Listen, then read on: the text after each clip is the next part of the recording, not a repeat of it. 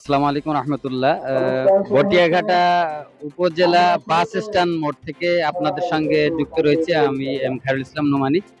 আপনারা দেখতে পাচ্ছেন ইতিমধ্যে বাংলাদেশ খেলাফত মজলিস ৫ দফা দাবিতে এখানে বিক্ষোভ মিছিল করবে।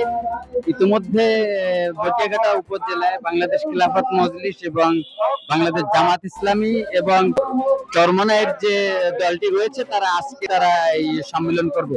আজকের যে যে ৫ দফা দাবি রয়েছে, আজকের যে ৫ দফা দাবি সেটা আমরা একটু জানার চেষ্টা করবো। আসসালামু আলাইকুম রহমতুল্লাহ।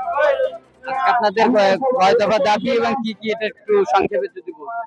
আজকের কেন্দ্র ঘোষিত ৫ দফা দাবির উত্থাপনে আজকের আমরা বটিয়াঘাটা উপজেলায় ৫ দফা দাবি হলো জুলাই সনদের আইনি সহায়তা দেওয়া, সাথে সাথে আওয়ামী সহ তার ১৪ দলীয় দোসর সহ জাপাকে নিষিদ্ধকরণ, লেভেল পেইন্ট প্রিন্ট হওয়া এবং সাথে সাথে গণহত্যায় ছাত্র জনতার প্রতি যে গণহত্যা হয়েছে গণহত্যার বিচারের দাবি, সাথে সাথে আমাদের ৫ দফা দাবির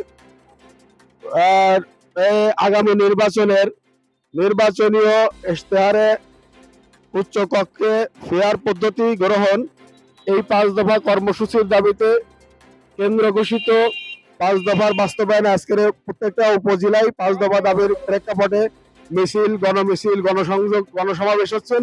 তারই ধারাবাহিকতা আজকে বটিয়াঘাটা উপজেলায় আমাদের গণসমাবেশ এবং মিছিল, বিক্ষোভ মিছিল হবে ইনশাল্লাহ।